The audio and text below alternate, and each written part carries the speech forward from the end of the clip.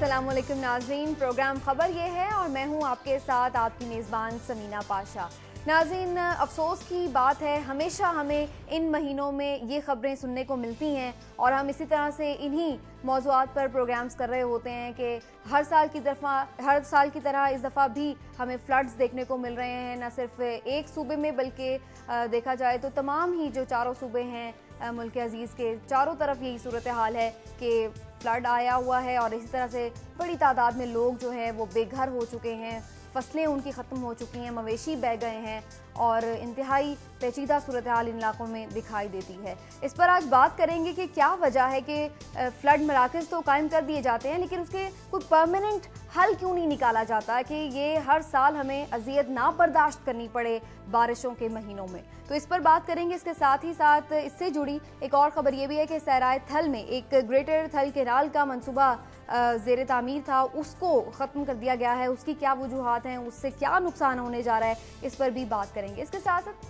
सियासत के मैदान से जुड़ी एक अहम खबर हम आपको देंगे कि सरताज अजीज़ जो कि मुशीर हैं वज़ीर आज़म मियाँ मोहम्मद नवाज़ शरीफ के, उनकी जानिब से एक बड़े दिलचस्प बयानात सामने आए हैं और उनका एक बयान ये है कि साबिक़ा दौरे हुकूमत में जब मियाँ मोहम्मद नवाज़ शरीफ वज़ीर आज़म थे तो उन्होंने उस वक्त के आर्मी चीफ जनरल जहांगीर करामत को उनके ओहदे से हटाया था और आज सरताज अजीज़ ये कह रहे हैं कि ये उनकी गलती थी और ऐसा वो क्यों कह रहे हैं, इस खबर के क्या नताइज हो सकते हैं, ख़ासतौर पर उस सूरत में जबकि अब नेशनल सिक्योरिटी काउंसिल की तश्कील के हवाले से बातचीत की जा रही है। तो इस सारी सूरत हाल पर भी हम नज़र डालेंगे आज, लेकिन यकीनी तौर पर हमारी जो टॉप स्टोरीज़ हैं वो फ्लड से रिलेटेड होंगी। मेरे साथ मौजूद हैं लाहौर स्टूडियो में सईद काजी साहब जो कि इस्लामाबाद से हमें ज्वाइन कर रहे हैं, रऊफ़ क्लास्टर साहब। तो इन दोनों हजरात से यकीनी तौर पर हम बात करेंगे कि ये सिचुएशंस क्या हैं, लेकिन इससे पहले इनसे जान लेते हैं कि इनके पास क्या स्टोरीज़ हैं। काजी साहब, आपके पास आज क्या स्टोरीज़ हैं? मेरी मेन स्टोरी तो एक बहुत सी हमारे यहाँ मिथ्स होती हैं। मसलन हम जब एनालिसिस करते हैं तो ख़ास किस्म के निसाब हैं जो राइज हैं, जो हमें कुछ बातें बताते हैं जो सिरे से गैर दुरुस्त होती हैं। मसलन आबादी का जो इशू है पूरी दुनिया में कि जी शायद गुर्बत इस वजह से है। मेरे पास बड़ी दिलचस्प एक रिपोर्ट है, इमरान कमियाना एक यंग जर्नलिस्ट और एक्टिविस्ट हैं, इसमें मेरे फैक्ट्स एंड फिगर्स लेके आया हूँ जो कि बड़े चश्मकुशा हैं। इसमें हम देखेंगे कि इंसान की तकलीफ़ की वजह क्या है और फिर ये जो आबादियाँ हैं और ये जो मकानियत है, ये जितने इशूज़ आज कल हमें दरपेश, ये फ्लड की आप बात कर रही हैं, तो ये हमारे पास वसाइल क्या हैं, हम उन्हें कहाँ खर्च कर रहे हैं और क्यों हम इस तकलीफ़ में मुब्तला हैं, ये बड़ी दिलचस्प होंगे फिगर। साथ ही मैं बात करूँगा एक मुझे मैसेज आया और ख़ास तौर पे कोई हमारे देखने वाले हैं, उन्होंने एक बात पॉइंट आउट की कि कैसे मीडिया बिहेव करता है। किसी एक काबा खाने पर गालबन किसी मीडिया छापा जो हमारी छापा मार्टी में बन जाती हैं, तो वो जो बच्चियां तो उसमें मजबूर जो अपने इस ज़िल्लत का शिकार रहती हैं, तो वो रो रही थी, उनके ये नकाब उठा रहे थे।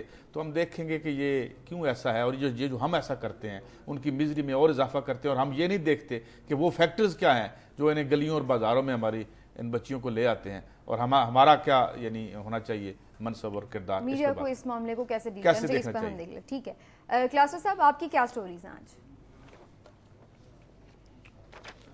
जी समीना, एक स्टोरी जो मेरे पास आज है वो थोड़ी सी हटके है कि डेरा गाजी खान जेल ब्रेक के हवाले से हमने ये फॉलोअप्स भी किए हैं। तो ये जो वज़ीर आला पख्तून खैबर पख्तूनख्वा हैं परवेज़ खटक साहब, उन्होंने आर्मी इस्टेब्लिशमेंट से पाकिस्तानी फ़ौजी की क़यादत से शदीद एहतजाज भी किया है, शिकायत भी की है कि आपने हमारे साथ तामुन नहीं किया। इसकी क्या डिटेल्स हैं, फ़ौजी हुकाम ने इनको क्या जवाब दिया है और इन्होंने क्या क्या उन पर एक तरह का इनसे शिकायत की हैं, वो डिटेल बताएंगे जो बड़ी इंटरेस्टिंग है। और मेरी उनसे खुद भी बात हुई है, खैबर पख्तूनख्वा के जो वज़ीर आला हैं, कि उन्होंने क्या गुफ्तगू की है फ़ौजी हुकाम से और उनका अपना क्या मौक़िफ़ है इस पर जेल ब्रेक के हवाले से। एक तो ये आपके साथ बताएंगे इसके अंदर की कहानी क्या है। बहुत सारे फैक्ट्स हैं जो अभी भी सामने आना बाकी हैं, ऐसा ऐसा सामने आ रही हैं चीज़ें जो कि बड़ी खौफनाक शक्ल इख्तियार करती जा रही हैं। और प्लस अब इसके साथ जब से फ़खरू भाई ने जो इस्तीफ़ा दिया है, एक नया मुतालबा भी सामने आ गया इस्लामाबाद में। ये जो चारों इनके मेंबर इलेक्शन कमीशन है तो इनको भी इस्तीफ़ा देना चाहिए ताकि एक नए सिरे से इलेक्शन कमीशन की कॉन्स्टिट्यूशन होनी चाहिए, इनको रिकॉन्स्टिट्यूट किया जाए। तो वो देखते हैं कि ये डिमांड क्यों आ रही है और किस तरफ से आ रही है और ये मेम्बरान जो हैं, जब इनका बॉस जो है वो कुछ ना कोई रिस्पॉन्सिबिलिटी लेते हुए वो ये इस्तीफ़ा दे चुके हैं, तो ये क्यों बैठे हुए हैं, तो इस पर भी बात करेंगे हम। ठीक है क्लास्टर साहब, यकीनन ये स्टोरीज़ भी बहुत इंपॉर्टेंट हैं, लेकिन अवाम इस वक्त जिस कर्ब और अजियत का शिकार है उससे बड़ी खबर क्या हो सकती है। और ख़बर ये है कि चारों सूबों में इस वक्त सैलाबी सूरत हाल है। अफसोस की बात यह है कि कराची में जो बारिश हुई है उसके बाद कराची के लोग शदीद परेशानी में मुब्तला हो गए हैं और थोड़ी सी बारिश से भी जो सूरत हाल बनी है सड़कों पर, इसके बारे में मजीद बात करेंगे। साद बुखारी हमारे नुमाइंदे हमारे साथ मौजूद हैं, पहले उनसे लेटेस्ट सिचुएशन जानते हैं और उसके बाद फिर इस पर एनालिसिस लेते हैं। साद, आप बताइए कि अभी तो कुछ दिन हुए हैं, बारिश हो गई है, तो अब उसके बाद अभी तक कोई ऐसा नज़र नहीं आ रहा है कि कुछ सूरत हाल बेहतर हुई हो और जो जो इलाके मुतासिर हुए थे वहाँ पर कुछ बहाली की कैफियत नज़र आ रही हो? सूरत हाल जूं की तू है, अगर ये कहा जाए तो गलत नहीं होगा। गडाप टाउन सबसे ज़्यादा मुतासर हुआ। बारिश से ज़्यादा जो नुकसान हुआ वो सैलाबी रेले से था। शहरी इंतज़ामिया गायब रही। गुज़िश्ता रोज़ भी अगर कोई काम करता नज़र आया तो वो पाकिस्तान आर्मी थी या फिर पाक नेवी के जवान थे जो उतरे, अपनी बोट्स लेके आए, लोगों को रेस्क्यू किया। शहरी इंतज़ामिया की मशीनरी पहुँची लेकिन कहीं पानी में खड़ी हो गई, ख़राब हो गई। और फिर सिर्फ क्या हुआ, कमिश्नर कराची गुज़िश्ता रोज़ भी टहलते रहे, इलाकों के दौरे करते रहे। मसूद आलम सीनियर डायरेक्टर म्यूनसिपल भी आए, दौरे करते रहे, पर उन दौरों से लोग बचते नहीं हैं। ये मेरे पीछे देख सकते हैं पाक आर्मी के जवान हैं जो काम कर रहे हैं। इस वक्त भी सादी टाउन का इलाका जो काफ़ी मुतासर था, उस इलाके से पानी हैवी पंपिंग मशीनरी से निकाला जा रहा है। एक और जानिब देखा जाए तो ये वो बोट्स हैं जो गुज़िश्ता रोज इस्तेमाल की गई। अच्छा साथ ये बताइए, साथ मेरी आवाज आ रही है? साथ आप मुझे ये बताइए, बड़ा शोर होगा था, बड़ा मॉडल शहर बना दिया हमने कराची को, बड़े पैसे खर्च हुए MQM के दौर में भी और न जाने क्या, और एक बारिश का छींटा पड़ा तो सारा इंफ्रास्ट्रक्चर अपनी वीकनेसेस के साथ सामने आ जाता है। ये क्या खेल है? देख, समझ से ये भी बाहर है। यहाँ दो चीज़ें आती हैं। एक यही कि लोग ये कह रहे हैं कि बारिशें इससे कबल भी हुई और इससे ज़्यादा तूफ़ानी हुई, लेकिन इतना ज़्यादा नुकसान और वो भी अचानक से 4 से 5 सेकंड का वक्त सादी टाउन और दीगर इलाकों में लगा और पानी 6 फीट पहुंच गया। ऐसा क्या हुआ, बंद टूटे या तोड़े गए, ये समझ से बाहर है। दूसरी चीज़, इससे कबल जो शहरी हुकूमत के दौर गुजरे हैं उसमें सड़कें बनाई गई। मुताद इलाके तहाल ऐसे हैं जहाँ पे मेन रोड और अहम शाहराहों पे पानी 2 घंटे बाद उतर गया, लेकिन इस हुकूमत ने अपने दौर में कोई तरक्याती काम ना तो शुरू किया ना बंद किया, फिर भी दावे करते रहे कि तरक्याती काम कर रहे हैं, कराची भी बड़ा मॉडर्न शहर हो गया है। हालांकि लोगों का कहना यह है कि इनको चाहिए था कि वो सड़कें तो बन गई थी, अब मजीद ऐसा काम करते कि जो उन सड़कों पे बारिश के वक्त भी पानी खड़ा होता है वो भी खड़ा ना होता, क्योंकि पाकिस्तान में कोई सारा साल बारिश नहीं होती है, साल में एक दफ़ा होती है, तो 11 महीने आपके पास मौजूद होते हैं इकदाम करने के, लेकिन सिर्फ दावे किए जाते रहे। और अभी भी मैं देख रहा हूं कि हर साल ही हम यही मनाजिर देख रहे होते हैं। शुक्रिया आपका साद बुखारी, आपने हमें कराची की सूरत हाल से अपडेट किया। इससे पेश करके हम इस सारी सूरत हाल पर बात करें कि दोबारा से PP गवर्नमेंट आई है। पिछले 5 सालों में भी कुछ नहीं हुआ, हर साल यही कुछ हम देखते रहे। इससे पहले मैं कायद साहब बात करूंगी MD उमरानी साहब से जो कि जैकबाबाद से हमारे नुमाइंदे हैं, उनसे वहाँ की सूरत हाल जान लेते हैं। MD उमरानी, हमने देखा है कि अंदरूनी सिंध के जो इलाके हैं वो भी बुरी तरह मुतासर होते हैं हर साल। जैकबाबाद में इस दफ़ा क्या सूरत हाल है और यहाँ पर क्या, अब ये तो हमें पता चल चुका है कि सैलाब से रोकने के लिए, सैलाब को रोकने के लिए तो कोई इकदाम नहीं किए जाते हैं, लेकिन अब सैलाब आ चुका है तो उसके बाद कोई हुकूमती कारिंदा वहाँ नजर आया? और ये भी एक सवाल से पूछ लें कि 2010 वाले अब तक पता है, हमें ये पता चलता है अभी वो भी पूरी तरह रिहेबिलिटेट नहीं हो सके, तो क्या अब और इजाफा हो जाएगा इन लोगों की मिजरी में? शायद वो जी। MD उमरानी, आपको मेरी आवाज आ रही है? शायद इनका राब्ता मुनक़ता हो गया है, उनसे कोशिश करेंगे राब्ता बहाल करें। एक छोटा सा ब्रेक ले लेते हैं और उसके बाद इसी इशू पर आकर बात का सिलसिला आगे बढ़ाएंगे। हमारे साथ रहिए।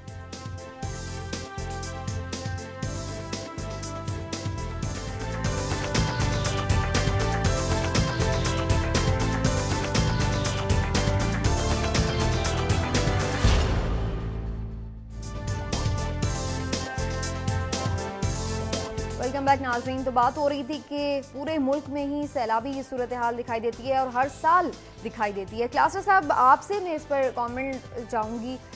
मतलब है कि 5 साल पहले भी पीपल्स पार्टी ने हुकूमत की, उसके बाद अब दोबारा से पीपल्स पार्टी को इलेक्ट किया है आवाम ने, लेकिन सिंध में अगर हम देखें सूरत हाल, जैसा कि अभी सबसे बड़े शहर की बात हो रही है, तो वहाँ पर भी लोग डूबे हुए हैं सैलाबी पानी में। और अगर अंदरूनी सिंध की बात करें तो वो तो इंतहाई अबतर सूरत हाल है। क्या वजह है? ये नाअहली तो है ही है, लेकिन साथ में इस किस्म की बातें हैं कि जी बंद खुद ही तोड़ दिए गए और उसकी वजह से जो गरीब अवाम थे वो बेचारे और पिस गए। समीना, इस पे ये पहले कि मैं कमेंट करूं जो बात आप कह रही हैं, कल एक सर्कुलेट हो रहा था मैसेज फेसबुक पे भी और ये मोबाइल फ़ोन जो वो बड़ा एक तरह का इंटरेस्टिंग था, मेरा ख्याल सम अप करता जो हमारी सिचुएशन है उसमें था कि हमारे सदर साहब ईरान में हैं, वज़ीर आज़म साहब ये सऊदी अरब में हैं और अवाम जो है वो सलाब में है। पानी इससे में आप हालत देख लें कि हमारी प्रायोरिटीज़ क्या है, पानी में है या सलाब में है, कि इस वक्त क्या हालत, क्योंकि यहाँ पंजाब में तो सलाब आया, KPK में देख लें उधर बारिश का चलो पानी आ गया, कि हमारे सदर साहब वहाँ पे गए, ईरान में गए हुए हैं, वज़ीर साहब सऊदी अरेबिया में, अवाम जो है वो सलाब और पानी में यहाँ घिरी हुई है।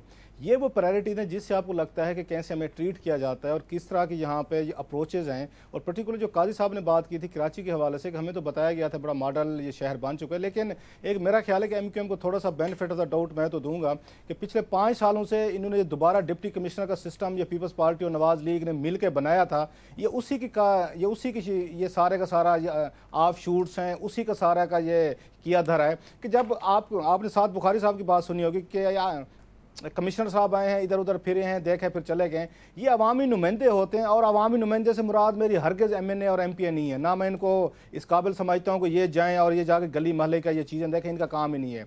जो बार बार चीज़ हम कहते हैं कि डिस्ट्रिक्ट लेवल पे आप लोकल लेवल पे लोगों को खुद एम्पावर करें, उन्हीं के हाथों में पावर्स दें। आपके पास 80,000 ट्रेंड यहाँ पे बल्दियाती आपके वर्कर था, काउंसलर था, जो ख़त्म किया गया इन्होंने आके, पीपल्स पार्टी ने और नवाज शरीफ साहब ने, इनकी हुकूमतों ने, एक ने पंजाब में किया है, दूसरे ने सिंध में किया है। आज तक हमारी आवाम जो है इस पे तैयार नहीं हो सकी, जैसे हम वार एंड टेरर पे आज तक फैसला नहीं कर सके कि ये हमारी जंग है या नहीं है, सेम आज तक हम आके ये प्रायोरिटाइज नहीं कर सके कि हमें बल्दियाती निज़ाम की कितनी ज़रूरत है या नहीं है। लोग आज भी उस पर कन्फ्यूज़ करें। एक डिप्टी कमिश्नर से वो तवक्को रख के बैठे हुए हैं कि वो वोट लेके आएगा, वो लोगों को निकालेगा, वो कभी नहीं निकालेगा। एक काउंसलर से, एक ये नाजिम से, उनसे तो आप ये तवक्को कर सकते हैं कि लोगों के मिजरीज में आएंगे, सामने आएंगे, लोगों से कोई बात करेंगे, कुछ राशन देंगे, उनके इवैक्यूएशन करवाएंगे, उनकी रिहेबिलिटेशन कराएंगे। हमने जो उम्मीदें रखी हुई हैं वो गलत लोगों से रखी हुई हैं। अच्छा, एक और बड़ा एक मेरे लिए इंटरेस्टिंग चीज़ है, सिंध में बहुत बड़ी हड़ताल कराई थी कौम परस्तों ने। वो ये फरमाते थे कि आपने वहाँ पे कराची और हैदराबाद में अगर बल्दियाती निज़ाम नाफिज कर रहे हैं तो आप हमारे यहाँ जो है वो भी रखें हैं। वो तैयार नहीं थे, वो कहते हैं हमें जो है डिप्टी कमिश्नर सूट करता है, ये अवाम कह रही है। और जो 65 साल तक इस अवाम का जो हशर और बात ये कि अवाम को क्या इतना शऊर है कि इस निज़ाम में ये चीज़ है, इस निज़ाम में ये चीज़ है, लेकिन फिर भी वो एक गलत निज़ाम ऑप्ट कर रहे हैं। मैं काजी साहब से इस पे कमेंट लूंगी। काजी साहब, आपको लगता है बल्दियाती निज़ाम अगर आ जाए तो मसाइल हल हो जाएंगे, और क्या अवाम को इतना शऊर भी है? एक खबर जो आज हमने इंक्लूड नहीं की कि इस साल हम सोशल सेक्टर पे जो पिछले साल हमने खर्च किया था उससे भी कम करेंगे। मसला ये है कि ये इशू क्या है, ये सिर्फ ये यकीनन क्लासर साहब ठीक कहते हैं कि लोकल नुमाइंदे होने चाहिए, नीचे तक पंचायत का सिस्टम होना चाहिए, मैं तो ये कहता हूँ। लेकिन बात ये है कि आपकी प्रियोरिटी नहीं है। अब मैं 2010 के फ्लड की रिपोर्ट है कि $10 अरब का नुकसान करके यहाँ से वो निकल गया सैलाब, ठीक है जी। और ये भी तखमीना था कि $10 अरब उसकी कीमत होगी उस पानी की, यानी उसको पानी को, यानी उतने जो उसकी मालियत का एक तखमीना लगाया गया। एक बात ये तो अब आपकी प्रियोरिटी नहीं, ये पानी, ये मौसम बदल रहे हैं, इस वक्त बहुत बड़ी चेंजेस आ रही हैं मौसमियाती तौर पे। ये जो जितना इंडस्ट्रियल ये हुआ है सिलसिला पिछले 100-150-200 साल में, आपने पैसे खर्च करने हैं डैम बनाने के लिए, पैसे आपके पास है ही नहीं। पहली बात तो ये कि हम कहते हैं डैम बनाना है, दूसरे मुल्क जो है वो डैम बनाने से उनकी तरक्की होती है, हमारे यहाँ डैम बनाने से मुल्क बर्बाद होते हैं। वेस्टेड इंटरेस्ट इतना है, ये जो इंपोर्ट करके हमें बिजली बना के दे रहे हैं, इनको सूट करता है कि यहाँ पे मुफ्त या 20 पैसे की या 50 पैसे की जो दी जा सकती है वो बिजली आए यहाँ पे, तो फिर इनकी दिहाड़ियाँ किधर जाएंगी? तो बात यह है कि यहाँ पे आपकी प्रियोरिटी, कराची के मिसाल के तौर पर कोई है, लाहौर, अभी लाहौर में 4 बारिशें हो जाएं तो ये वो क्या था, हमने यहीं बैठ के कर रहे थे हम बीपर, वो कह रहे थे जी ये पानी तो 60 साल से खड़ा है यहाँ पे। तो आपको अपनी आबादियों को संवारना पड़ता है। अब आप मुझे बताएं कि 17% टोटल और पूरे बजट का, यानी पूरे GDP का 4% भी आप इस जो सोशल डेवलपमेंट है, जो समाज के काम है, उसमें तो आप खर्च नहीं करते। खर्च किधर करते हैं आप? आपने लोड शेडिंग खरीदनी है, कोई $1000-1500 रुपए की खर्च कर रहे हैं, जहां पे अपनी भी जेब में कुछ आ रहा है। अच्छा, आपने $70-80 बिलियन, $100 बिलियन की वार ऑन टेरर भी लड़नी है, तो फिर ये काम तो नहीं होंगे ना। तो ये है इश्यूज, ये नहीं हल हो सकते। ये एक स्ट्रक्चर ले आए, दूसरा स्ट्रक्चर ले आए, जिस वक्त तक आप आवाम के पैसे का रुख आवाम के इंफ्रास्ट्रक्चर की तरफ नहीं करते, ये नहरें और ये सारे सब इसको संवारते नहीं है इसको, तो ये नहीं होगा। हम फिर क्लास्टर साहब को यहाँ पर हम शामिल करते हैं ना। क्लास्टर साहब, जिस तरह से काजी साहब का अपने पॉइंट ऑफ व्यू सुना है, लेकिन एक तरफ वो भी तो चीज़ है ना कि वो तो सिर्फ अपने ही मफादात को सेफगार्ड कर रहे होते हैं। जैसे मैंने अभी पहले कहा कि जहाँ पर ये ज़मींदार हैं, जागीरदार हैं, इनको तो अपनी ज़मीनें बचाने की पड़ जाती है। ये तो जानबूझकर जो सैलाब का रुख है वो गरीबों की बस्तियों की तरफ कर देते हैं, इस तरीके से बंद तोड़े या बना लिए जाते हैं। तो ऐसी सूरत हाल में हम कैसे ये एक्सपेक्ट कर सकते हैं कि ये कोई भी ऐसा फैसला करेंगे जो अवामी मफाद में होगा?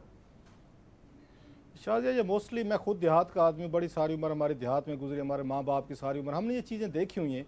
ये जो प्रोपेगेंडा बाज़ दफ़ा यहाँ पे शहरों में हम बैठ के करते हैं कि फ़लाँ ज़मींदार ने गए हैं बंद को तोड़ दिया, फ़लाँ ने ऐसे कर दिया, ऐसा सच ऐसे होता नहीं है। जो यहाँ तक मेरी अपनी ऑब्जर्वेशन है, बंद तोड़ने का फैसला कोई ज़मींदार नहीं कर रहा होता। ये बंद तोड़ने का फैसला जो महकमा वहाँ पे अनहार के लोग होते हैं, वो अगर डैम्स कोई वहाँ पे छोटे छोटे आ रहे हैं, कहीं पे पुल है, उनके पुल आ रहे हैं, या कहीं पे उन्होंने एक तरह के वो बनाए सिपल वगैरह बनाए, वो देखते हैं कि कहाँ पे बड़ी आबादी को खतरा बचाने के लिए अब छोटी आबादी की कुर्बानी दें। ये दुनिया भर में इस तरह के फैसले किए जाते हैं कि क्या आपने 1000 बंदे को डिसलोकेट करना है, उनके वैल्यू और उनको सैलाब से निकालना ज़्यादा आसान हो जाता है, या आपने 10,000 बंदे को जाके डबोना है। एक तो ये चीज़ देखी जाती है। और पानी ये नहीं देखता होता कि ये ज़मींदार की ज़मीन है, मैं आगे गया तो मुझे गोली मार देगा या मेरे ऊपर 4 कुत्ते छोड़ देगा और मैंने रुख अपना दूसरी तरफ कर लेना है। जो पानी जब जाता है देहातों में जाए, और पर्टिकुलर मैं कहूँगा क्योंकि इसमें देहाती एरिया ज़्यादा, आपका एग्रीकल्चर लैंड ज़्यादा अंडर आ रही होती है, वहाँ पर आप कितना रुख बदल सकते हैं। जिस तरह का सैलाब आता है आप देख रहे हैं, अपने बड़े वसी पैमाने हद नज़र आपको पानी नज़र आ रहा है, खुद हम कैमरे पे अब हम ये देख रहे हैं। उसमें कहाँ पर आप बंद का रुख आप एक का तोड़ के दूसरी तरफ कर देंगे, हरगिज़ ऐसा नहीं होता। ये लास्ट ईयर ये बातें हुई थी, हमारे मीडिया के जो मेरे जैसे दोस्त हैं जब जो जाते हैं ना शहरों से पहली दफ़ा देहात में देखने के लिए, जो रास्ते में पहला बंदा मिल गया उसने कहा जी वो देखें जी फलां ने ऐसे कर दिया, फलां ने वैसे कर दिया। यूजुअली तौर पर ये चीज़ें नहीं होती। लास्ट ईयर आपको याद शिकायतें आई थी, ये तो एक पॉइंट ऑफ व्यू आपका आ गया, सही है क्लास्टर साहब, ये तो एक पॉइंट ऑफ व्यू आ गया, लेकिन भी इस पे की थी। एक चीज है ना कि ये जिस तरह से अभी हम लोगों ने जिक्र किया कि बड़े जो मंसूबे बनाए जाते हैं, यानी इतना पानी जो आ जाता है, अगर उसको संभाला जाए, सही तरीके से यूटिलाइज किया जाए, तो वो कितना फायदेमंद भी तो हो सकता है। लेकिन ऐसा कोई मंसूबा ने जो बात की है, वो काजी साहब ने जो बात की है वो ज़्यादा इंपॉर्टेंट है, जो पाकिस्तान के लोग नहीं समझेंगे। इन्होंने सही कहा, डूब जाएंगे सैलाब में, मर जाएंगे, अब जानवर जाएंगे, सब कुछ जाएंगे। इनके सियासतदान जो है आपके यहाँ स्मॉल डैम्स नहीं बनने देंगे, आपके यहाँ कोई बहुत बड़ा बिग इनिशिएटिव नहीं आने देंगे। कालाबाग डैम पे अगर बात करते हैं तो कुछ लोग और हमारे दोस्त नाराज हो, ये कितना पानी, जैसे काजी साहब ने कहा $10 अरब का पानी था जो जाया हुआ है। यही पानी कल को एग्रीकल्चर के आप इस्तेमाल कर सकते हैं। हमारे वही सिंधी भाई शिकायत करते हैं कि पानी नहीं आता हमारे तक। ये कहीं ना कहीं पे जो डेफिसिट है इसका ट्रस्ट का, इसको दूर करने की जरूरत है। आज पूरे का पूरा सिंध आपके सामने डूब रहा है, अब नहीं डूबा, 2010 में भी डूबा था और अभी तक उसके मुतासरीन की रिहेबिलिटेशन नहीं शुरू हो सकी। हमारे पंजाब में देख लें, KPK में देख लें, सबसे ज्यादा वहां पे अफेक्टेड होते हैं। क्लासेस साहब जो आप बात करें ना, इसी आगे चलें तो काजी साहब मैं आपसे बात करना चाहूंगी इस बारे में कि जिस तरह से कुछ तो ये बात सही हो गई कि जी खुद हम बनने नहीं दे रहे हैं, हमारे हुक्मरान बनने दे रहे हैं। अब ये देखिए ना, जिस तरह से हमने जिक्र किया ग्रेटर थल केनाल का जो मंसूबा है, अगर किसी चीज पर इत्तेफाक राय हो भी जाता है तो फिर कुछ और कोई अनसीन प्रॉब्लम्स आ जाते हैं जिसकी वजह से वो मंसूबे ठप हो जाते हैं। 100 दफा पता नहीं, शायद मोहसिन अदील हमारे साथ अभी लाइन पे होंगे या नहीं होंगे, अभी हमारे साथ लाइन पे नहीं है। अच्छा, तो ये बात है कि तो क्लास्टर साहब 100 दफा बातें कर चुके हैं। पहले एक मंसूबा बनता है, पता लगता है जी मिसाल के तौर पे ₹2 का है, होते होते पता लगता है वो ₹500 का हो गया, और फिर ये पता चलता है हुआ भी नहीं है, यानी उससे वो मुकम्मल भी नहीं हुआ। जिस तरह ये अब स्टोरी तो वही हमें बताएंगे, मगर वो जो क्लास्टर साहब बात करें, कुछ तो ये मिथ्स भी बन जाती हैं। पिछली दफ़ा ये मिथ यकीनन थी कि जी ये तोड़ के पानी उधर ले गए उधर। ये जब इस तरह की आपादापी अफरा तफरी हो, इल्ज़ामात दर इल्ज़ामात होते हैं, मगर बुनियाद क्या है? बुनियाद वही बात है, आपको इंफ्रास्ट्रक्चर डेवलप करना है। और ये कोई बात आप मैं आपको बताऊं, $100 अरब का इस मुल्क की पूरी GDP $180 अरब की है या $200 अरब की है, और आप 70-80-100 अरब की एक जंग लड़ रहे हैं। ठीक है जी, वो पता नहीं कब उसमें हमने किधर जाना है, उसका कोई रास्ता है, इस दलदल से बाहर आने का कोई रास्ता है या नहीं, हमें नहीं। तो ये पैसे अगर आपने मुझे ये बताएं, $12 अरब का ये मंसूबा था काजी साहब, 4 अजला ने इसे जो है ना वो सैराब होना था, और सैलाबी जो पानी हम लोग देख रहे हैं उसको यूटिलाइज किया जा सकता था इस मंसूबे में, लेकिन ये सारे पैसे $12 अरब कौम के वो ज़ाया हो गए हैं, और जो वहाँ के काश्तकार हैं वो भी परेशान है कि इतना अच्छा मंसूबा था और उसको एकदम से इन्होंने। चलें, ये तो फिर अब जब कभी उनसे बात होगी तो हम उनसे मजीद भी तफसीलात लेंगे। काजी साहब, क्योंकि काजी साहब मेरा ताल्लुक भी उसी से है, ये सराय थल से ही है जी जी, जहाँ का ये मंसूबा बता रहे हैं, ये उसके लइये से, ये लइये के करीब से ही सारी ये चीज़ें होती हैं। ये जनरल मुशर्रफ साहब के दौर में ये काम शुरू हुआ था, जब वहाँ पे इन्होंने अपने फौजी अफसरान जो रिटायर हुए थे, सिविल मिलिट्री ब्यूरोक्रेसी थी, जब चोलिस्तान में ज़मीनें मिलना बंद हो गई, रहीम यार खां में, खानेवाल में, तो इन्होंने कुछ और इलाकों का रुख किया था।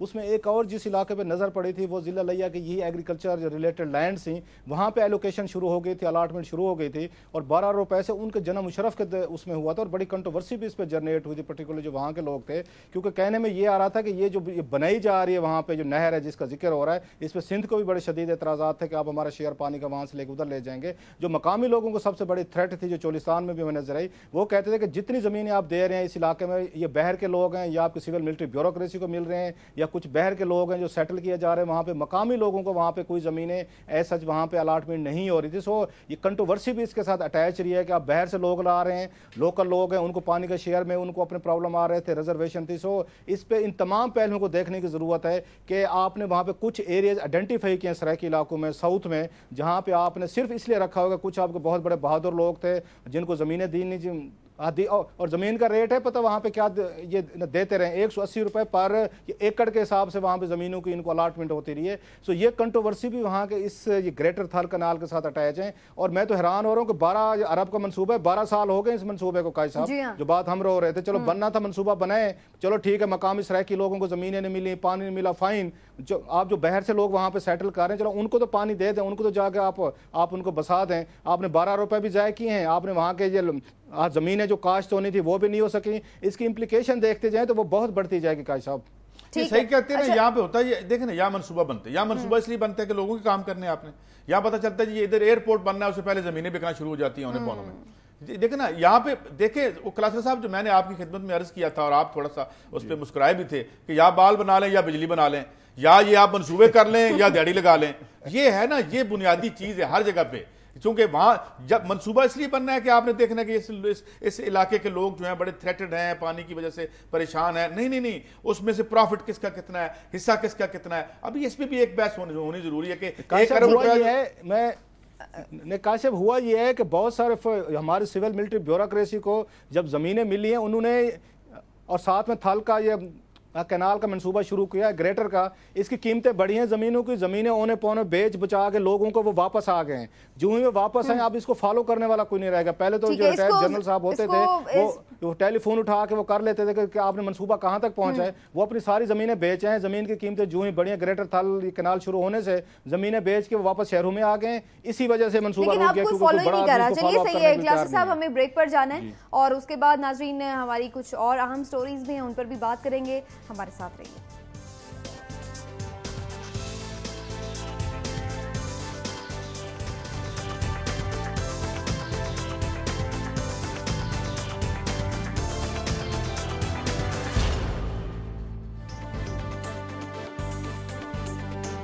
वेलकम बैक नाज़रीन। ब्रेक पर जाने से पहले हम बात कर रहे थे कि पाकिस्तान में जिस तरह से बुनियादी मसाइल हैं जो कि आवाम को दरपेश हैं, उससे बाहर निकलने की क्या सूरत हो सकती है। लेकिन ओवरऑल भी अगर हम दुनिया की बात करें तो जो गुर्बत है उसमें अब इजाफा होता चला जा रहा है। एक जो उसके बारे में थ्योरी आती है वो ये कि शायद जी आबादी बढ़ रही है तो इस वजह से प्रॉब्लम्स भी बढ़े। लेकिन काजी साहब आज इस बारे में कुछ डिफरेंट लेके आए। मैं एक रिपोर्ट देख रहा था और मेरे लिए भी उसमें बड़ी हैरत की बातें थी कि दुनिया में जो जिसे कहते हैं ना पॉपुलेशन डेंसिटी या कसीफ आबादी वाले मुल्क जो हैं, 9 मुल्क हैं जिनमें बहुत ज़्यादा, अच्छा इसको निकाला जाता है कि आप एक मुरब्बा मील में कितने लोग रह रहे हैं। तो इसमें हैरत की बात यह थी कि 9 मुल्कों में से जिनमें सबसे ज़्यादा आबादी कंसनट्रेटेड है, सिर्फ 2 गरीब हैं, जिनमें से एक बांग्लादेश और एक रवांडा है। अच्छा, आप रवांडा की मिसाल देखिए, रवांडा और हॉलैंड। रवांडा में एक मुरब्बा मील में तकरीबन 407 लोग रहते हैं, जबकि हॉलैंड में 404 के करीब, तकरीबन लगभग बराबर है।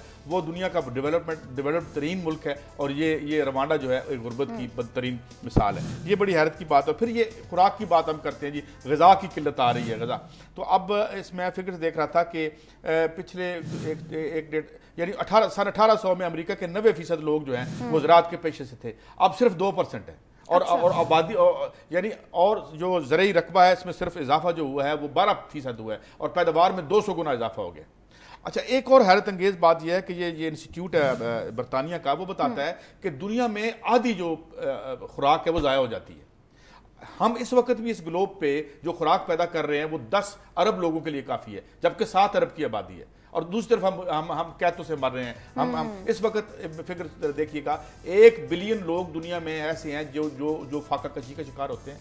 2 बिलियन लोग ऐसे हैं जो खून की कमी का शिकार है। नहीं, जब आप इतनी वो बता रहे हैं हेल्दी, अच्छा अब मैं थोड़ी सी और आपको वजह क्या है? अब मिसाल के तौर पे जो हाइड्रोपोनिक्स एक नई जो टेक्नोलॉजी आई है, इसके जरिए आप 1 एकड़ से एक दिन में 70 लोगों की रोटी जो है ये वो निकाल सकते हैं। अच्छा, 1 घंटे में सूरज जितनी जमीन पे लाइट फेंकता है, इससे अगर आप मैनेज इसको करें तो आप 1 साल के लिए दुनिया के लोगों की एनर्जी जो है वो आप दे सकते हैं। अच्छा, अब इसी तरीके से और इस दुनिया में से पूरी गुर्बत खत्म करने के लिए सिर्फ 30 अरब डॉलर दरकार है, जबकि इससे 83 गुना बड़ी रकम हम जंगों पे खर्च करते हैं, जो ना सिर्फ मिजरी और जिल्लत और बर्बादी पैदा करती हैं बल्कि और आपको गरीब करती हैं। और दूसरी बात, आबादी की भी, ये जितनी टेक्सास की आबादी है, इसको अगर आप मॉडर्न तरीके से इसमें रिहाइश का बंदोबस्त करें तो पूरी दुनिया की आबादी एक बेहतरीन 1000 मुरब्बा गज जो है हर इंसान को जगह रहने के लिए मिल सकती है, जो कि जदीद फलाई रियासत यूरोप में नहीं दे सकी। यूरोप में जो बेहतरीन फिगर है वो 570 मुरब्बा फुट है, जो कि डेनमार्क में ये शर है। ये मैं सारे फिगर्स देख रहा था कि अल्लाह ताला ने इतनी यहाँ पे पोटेंशियल रखा है, मगर है क्या? है ये कि हम जो है 31 ट्रिलियन डॉलर जो है वो हम बैंकों के केमन 2 नंबर पैसे वहां रख के उनको अंडे दे रहे हैं वो पैसे, और लोग गुर्बत से मर रहे हैं, और यहाँ पे वैक्सीन से यानी इन चीजों को अंडे भी नहीं देते, वो पैसे वैसे ही रहते हैं जितने होते हैं। पता नहीं क्या, मैं ये देख रहा था इन सारी, इसके बच्चे ने बहुत ज्यादा मेहनत की इसमें। और अच्छा, सिर्फ एक अफ्रीका में जगह है गिनी सवाना जोन, 400 मिलियन एकड़ वहां पे मिलियन हेक्टर जगह है, जिसमें सिर्फ 10% इस्तेमाल होती है। तो ये इसमें कोई कमी और जिल्लत की जरूरत नहीं है, मगर यहाँ के यूनिवर्सिटी के निसाब, यहाँ के बहुत सारे, मैं सबको नहीं कहता, बहुत सारे NGOs के एजेंडे, ये हमें बावर करवाया जाता है कि जिंदगी जो है इससे इसका मुतबादल नहीं है। ये हमें यहाँ पे ये बाकायदा रासख किया जाता है कि ये मुकद्दर है आपका, जलील रहना, गरीब रहना, दुखी रहना आपका मुकद्दर। अल्लाह ने तो दुख हमें जुदाई का दिया है या मौत का दिया है, बाकी तो सारे हम एक दूसरे के लिए बना रखे हैं। नहीं, वसाइल तो हैं, इसका मतलब है ना अहली है, करप्शन है, जिसकी वजह से उन वसाइल को हम मतलब मैन मेड मिजरी है और प्लान मिजरी है। मैं चाहूंगा जरा टेक बिल्कुल, मैं इसी तरफ आ रही थी। क्लासेस साहब, आपकी भी इस पे मैं कमेंट लेना चाहूंगी, फिर हम आगे बढ़ेंगे। समीना, मेरा ख्याल काजी साहब ने बड़ा इंपॉर्टेंट आज एक सब्जेक्ट लिया जिस पे बात करने की जरूरत है, बल्कि हमारे दोस्त मोहम्मद मालिक ने भी पिछले दिनों इस पे अपने प्रोग्राम मालिक एट 8 में बड़ा अच्छा प्रोग्राम किया था। इस पे ज्यादा प्रोग्राम करने की जरूरत है, अगरचे हमारे लोग जो हैं वो ऐसे प्रोग्राम सुनना नहीं चाहते, इनके बारे में वो बात नहीं करना चाहते। जो इस तरह का टॉपिक आएगा, गुफ्तगू हो जी, उनके नजदीक बोरिंग है, ड्राई टॉपिक है, तो ये टीवी भी वो आके उसको किसी दूसरे चैनल पर चले जाएंगे। इस तरह के शोज को कभी रेटिंग भी नहीं मिलती, जो पब्लिक से रिलेटेड हैं उन्हीं के इश्यूज हैं। और बड़ा अहम इशू है मेरा ख्याल जिस पे इन्होंने काजी साहब ने बात की है, ये तो दुनिया का इस पे डाटा दे रहे हैं। मेरा ख्याल है किसी वक्त काजी साहब को बैठ के इस पे थोड़ा सा इस पे भी देखना चाहिए कि पाकिस्तान की क्या बुरी हालत हो चुकी है। दुनिया के सबसे ज्यादा जो हमारी ग्रोथ रेट है वो पाकिस्तान जैसे मुल्क उसमें शामिल है। आबादी बढ़ती जा रही है, वसाइल आपके कम होते जा रहे हैं, और जिसका नुकसान हमें नजर आना शुरू हो गए। ये पावर का जितना बड़ा बुरहान है, अब इसको देख ले, 5-6 साल पहले हमारी जो बिजली की रिक्वायरमेंट थी वो पूरी थी, बल्कि हम तो सरप्लस पैदा कर रहे थे। और मैं आपको बड़ी मजे की बात बिजली से रिलेटेड बता रहा जाऊं कि शौकत अजीज साहब के दौर में पाकिस्तान ने कोशिश की थी भारत को बिजली फरोख्त की जाए। ये मशरकी ये भारत जो है वहां पे पंजाब जो है, जब ये वहां पे हमारी टीम पहुंची है वापडा की, तो वहां पे वो और इन्होंने उनके साथ मुज़ाकरात शुरू किए कि कितनी बिजली हम फरोख्त करेंगे, कितनी आपको चाहिए। तो एक सिख बैठे हुए थे। ये वाकया यहाँ पे उस वक्त जो वाटर एंड पावर के मिनिस्टर थे राजा परवेज अशरफ, इन्होंने वहाँ पे सेनेट में खुद सुनाया था, और मैं उसका ये विटनेस हूँ जो उन्होंने वाकया सुनाया जो हम यहाँ पे आपको सुना रहे हैं। वो कहते हैं जब पाकिस्तानी टीम पहुंची है वहाँ पे तो एक सिख बैठा हुआ था, उसने कहा जनाब आप हमें बिजली बेचने आई है, जो मेरी कैलकुलेशन कहती है तो आपकी तो अगले 5 साल बाद आपकी हालत बहुत खराब होने वाली है, आप हमें कहां से बिजली देंगे। भारत का सिख जो अफसर बैठा हुआ था वापडा जब बिजली रिलेटेड था, उसने कहा, ये बकायदा, ये मैं आपको राजा परवेज अशरफ की बात कोट करके कह रहा हूं जो सेनेट ऑफ पाकिस्तान में उन्होंने की थी वजीर बनने के बाद 2008-2009 की बात करूं, जब बिजली का बुरहान आया, उन्होंने कहा कि भारतीय अफसर का हमें शुक्रगुजार होना चाहिए। ये राजा परवेज अशरफ की बात थी कि अगर हम उस वक्त ये मुआहदा कर लेते शौकत अजीज साहब कि हम आपको 1002 या 2000 हम आपको मेगावाट बिजली देंगे, तो आज पाकिस्तान के लिए ये बिजली भी ना होती, क्योंकि इंटरनेशनल ऑब्लिगेशन के तहत आपको भारत को बिजली तो देना पड़ती कि आपने देनी है, आपके कंट्रैक्ट की वो है। वो जो कहने का मतलब ये है कि जो चीज इंडियंस को हमारे बारे में पता थी, कैलकुलेशन थी कि पाकिस्तान की आबादी बढ़ रही है, इसकी रिक्वायरमेंट बढ़ रही है, इसके साथ साथ बिजली के भी इनके हमारे ये बेचने पहुंच गए, ये बेचने पहुंच गए थे, इनकी कैलकुलेशन नहीं है, उन्होंने खरीदने से इनकार किया है। उन्होंने कहा भाई साहब आपके पास अपनी बिजली नहीं है, 5 साल बाद ये 5 साल बाद आप ढूंढते फिर रहे हो कि आप हमें बेचने के लिए आ रहे हैं। सो मैं ये इससे ये अंदाजा होता है कि पाकिस्तान की तो बिल्कुल लेनी पड़ रही है। हम मुआहदे कर रहे हैं और मेरा ख्याल पंजाब का मुआहदा उनके तकरीबन हो चुके हैं कि आप वहां से मंगवा लें बिजली। 1000 मेगावाट की हो रही है, 500 मेगावाट कम से कम लाहौर और इसके जो इर्द गिर्द के जो इलाके हैं उनको पूरी कीजिए। बिजली आएगी, अगर आएगी भी आंसर है, बिजली आएगी तो हमारे पास पैसे नहीं होंगे खरीदने के, वो इतनी महंगी होगी कि हम ब्रेक पर जाना है फौरन से, तो उसके बाद फिर आगे बढ़ाएंगे डिस्कशन को। हमारे साथ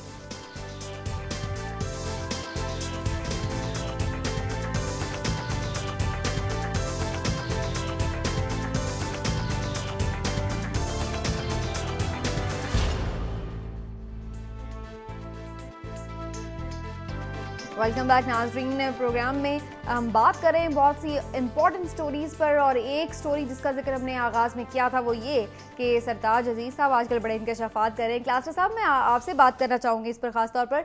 सरताज अजीज़ साहब ने इंकशाफ किया है और कुछ उन्होंने हैरत अंगेज़ बातें भी की हैं, और उन्होंने ये एडमिट किया कि जी उस वक्त वज़ीर आज़म नवाज़ शरीफ ने ये गलती की थी जनरल जहांगीर करामत को हटाकर। इस पर आपके कॉमेंट चाहूँगी। ये बड़ा इंतहाई मीनिंगफुल बयान है और मुझे हैरानी हो रही है कि नवाज शरीफ साहब इस तरह का बयान कैसे डिजेस्ट कर लेंगे। और वो खुद कह रहे हैं कि अपने जो इंटरव्यू उनका आज ये दुनिया टीवी के हवाले से छपा है हमारे अखबार में, रोज़नामा दुनिया में, और अनीक नाजी साहब के प्रोग्राम तलाश में से मेरा ख्याल उन्होंने पिक किया है। तो उसमें वो ये फरमा रहे हैं कि नवाज शरीफ साहब खुद बहुत इंतहाई कम्प्लेक्स और पचीदा किस्म के इंसान हैं। तो दोस्तों को मशवरे की बजाय पॉपुलर फैसले ये करने पर बिलीव रखते हैं, जो टिपिकल ऑफ पाकिस्तानी पॉलिटिशियन है कि वही काम करो जिससे लोग खुश होते हैं। मुल्क का मफाद या गवर्नेंस के मफाद बाद में देखेंगे, पहले लोगों को खुश किया जाए। और उससे हट के जो 2 बातें हैं वो बड़ी इसमें इंपॉर्टेंट इंटरव्यू में जो मुझे नज़र आ रही हैं। एक तो ये चीज़ है कि जनरल जहांगीर करामत के बारे में ये कहना है कि उनको ये हटा के या उनसे ये रेजिग्नेशन लेके, जिस पर कंट्रोवर्सी हुई थी बहुत ज़्यादा, और उनसे जो इस्तीफा लिया गया था वो बड़ा इंटरेस्टिंग बैकग्राउंड था कि उन्होंने कहा था कि नेशनल सिक्योरिटी काउंसिल बनाई जाए। हाँ, रीजन बड़ी इंपॉर्टेंट थी कि उन्होंने कहा था कि नेशनल सिक्योरिटी काउंसिल बनाई जाए, जो उस वक्त जनरल जहांगीर करामत ने कहा था, जिस पे हमारी पूरी उस वक्त की जो हमारी सियासी क़यादत थी वो एक तरह गुस्से में आ गए थे, बुला के उनसे रेजिग्नेशन लिया गया था। या बाज़ कहते हैं उन्होंने खुद ऑफर की थी कि वज़ीर आज़म साहब को अगर आप नाराज़ हैं, आपको अच्छा नहीं लगा तो मैं रिजाइन कर देता हूँ। और फौज में बड़ी रिएक्शन आया था कि हमारे जो जनरल जहांगीर करामत साहब हैं, कई उनके निक नेम भी रखे गए आर्मी में, तो उनका यही कहा गया कि आपने उस वक्त उनसे इस्तीफ़ा लेके गलती की थी। इसके साथ साथ वो एक और बात कह रहे हैं कि जिस वजह से इस्तीफ़ा लिया गया था वो ये फरमा रहे हैं, और इस वक्त वो ये मुशीर वज़ीर ख़ारजा के तौर पर काम कर रहे हैं कि अब नवाज शरीफ साहब के पास प्रपोजल पड़ी है, भेज दी गई है कि अब आप एक नए सिरे से नेशनल सिक्योरिटी जो काउंसिल है उसको बनाया जाए। दैट्स वेरी इंटरेस्टिंग कि जहांगीर करामत से इस्तीफा इसलिए लिया था आपने कि आप कह रहे थे कि उन्होंने तजवीज़ दी थी नेशनल सिक्योरिटी काउंसिल की। आज वही तजवीज़ जो है वो 14 साल बाद वो आज उनके सामने पड़ी हुई है मियां नवाज शरीफ साहब के पास, जिसको अप्रूव करने वाले हैं। अब मुझे समझ नहीं आ रहा कि क्या इनका एवोल्यूशनरी प्रोसेस है, ग्रोथ हुई है, हमारे सियासतदानों ने सीखा है, उन्होंने लर्न किया है कि हाँ उस वक्त की तजवीज़ ठीक थी। पाकिस्तान जिन मसाइल का शिकार है वहाँ पर मिलिट्री और हमारी पोलिटिकल लीडरशिप जो है इनको इकट्ठे बैठना चाहिए। और यह भी ध्यान में रखें ये कंसेप्ट जो है ये जनरल मुशर्रफ के दौर में भी चलता रहा है, नेशनल सिक्योरिटी काउंसिल उस वक्त भी मौजूद थी, नवाज शरीफ साहब उसको दोबारा लाना चाहते हैं। इस पे अब मैं इस पे कमेंट करूं, क्या नवाज शरीफ साहब जो उनकी पार्टी को अपनी गलती का एहसास हुआ है? अगर हुआ है तो हम कह सकते हैं कि बेहतर बात है।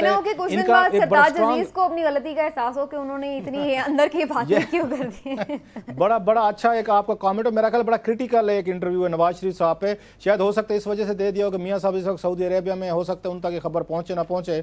बहरहाल खबर मेरा ख्याल है बड़ी इंपॉर्टेंट है, क्योंकि मियां साहब इस मिजाज के नहीं है कि उनके फैसलों पर तनकीद की जाए। और वो भी या ये मुमकिन है कि इस वक्त सरताज अजीज सब उम्र के जिस हिस्से में पहुंच चुके हैं वो शायद अफोर्ड कर सकते हैं इस तरह की बातें करना, क्योंकि जब दौर होते हमने देखा पाकिस्तान में, जब टाइम होता है उस वक्त कोई बात नहीं करता, और जब वो दौर गुजर जाता है तो फिर उसके बाद इस तरह की डिस्कशन हो जाता है। अच्छा काजी साहब का भी इस पर मैं टेक लेना चाहूंगा। काजी साहब आप इसको रिस्पॉन्ड करा जाएंगे स्टोरी को? मैं यही सोच रहा हूँ कि ये इस तरीके से, मैंने एक तो इंटरव्यू नहीं सुना, मैंने खबर ही देखी है, तो खबर ज़ाहिर है यही है जिस तरह क्लास साहब बता रहे हैं।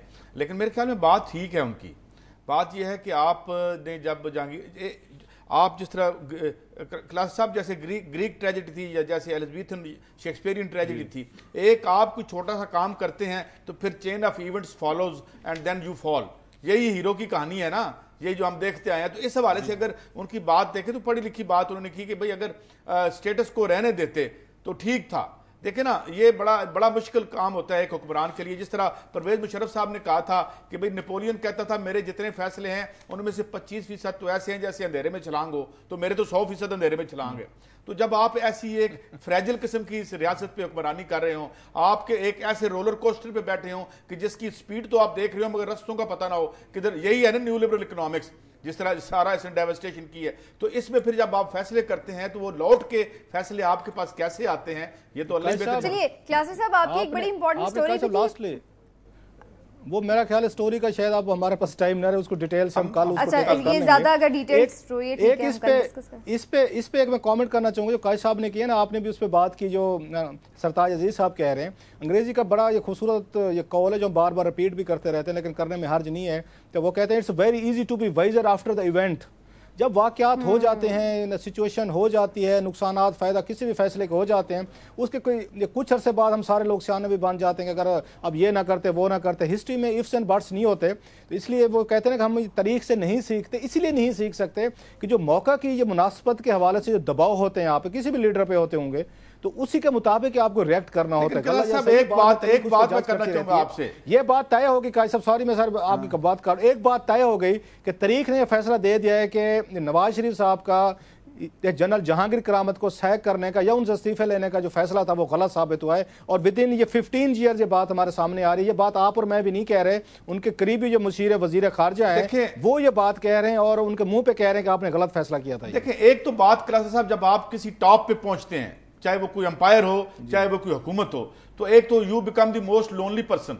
हर आदमी आपसे वो बात करता है जो आपको पसंद हो, क्योंकि उसके बहुत सारे मफादात आपसे वाबस्ता होते हैं। और सच तब बोला जाता है जब हुक्मरानी से बाहर आ जाते हैं, तो फिर बड़ा पैटर्नाइजिंग अंदाज में बताते हैं आप ये ना करते तो ये कर लेते। लेकिन हुक्मरानों पे भी होता है कि वो भी नहीं सुनते। और ये देखिएगा, मैं जो बात करता होता हूँ कि जो सीजर आखिर में पागल हो जाते थे और पीछे एक गुलाम खड़ा बोलता था कि after all you are a human being and human being are mortal. जब लोग इस तरह उनके सामने नौजुबिल्ला सजदा रेज होते थे, अपने आप को वो पता नहीं खुदा समझना शुरू कर दिया, तो ये वो भी नहीं इजाजत देते कि कोई उनके सामने सच बोले। उनके करीब वही रह सकता है जो हर वक्त उनकी तारीफ करता रहे। चलिए, ये राव असलम साहब सरगोदा से हमारे साथ लाइन पर मौजूद है, एक कॉलर ले लेते हैं। जी राव असलम साहब, बताइएगा क्या कहना चाहेंगे आप? जी, मैं क्लासा साहब से गुजारिश करना चाहूंगा। जी क्लासा साहब बहुत अच्छी इन्वेस्टिगेशन रिपोर्ट्स लेके आते हैं और बहुत अच्छी गुफ्तगू करते हैं और बहुत मालूमात अफजा होती है। अभी ग्रेटर थर कैनाल पे ही बात कर रहे थे, लेकिन ये थोड़ी सी रिक्वेस्ट है इनसे कि जरा थोड़ा आहिस्ता बोला करें ताकि हमें बात कुछ समझ आ जाए। बस ये रिक्वेस्ट करें, आहिस्ता बोलेंगे आप। ठीक है, ये अच्छी तजवीज़ मिली है, शुक्रिया आपका राव असलम साहब। नाज़रीन, हमारा प्रोग्राम जो है वो आज आपने देखा, इसका फीडबैक ज़रूर दीजिएगा। वक्त यहीं पर ख़त्म हो रहा है और इंशाल्लाह आपसे फिर मुलाकात होगी। तब तक के लिए अपना ख्याल रखिए। अल्लाह हाफ़िज़।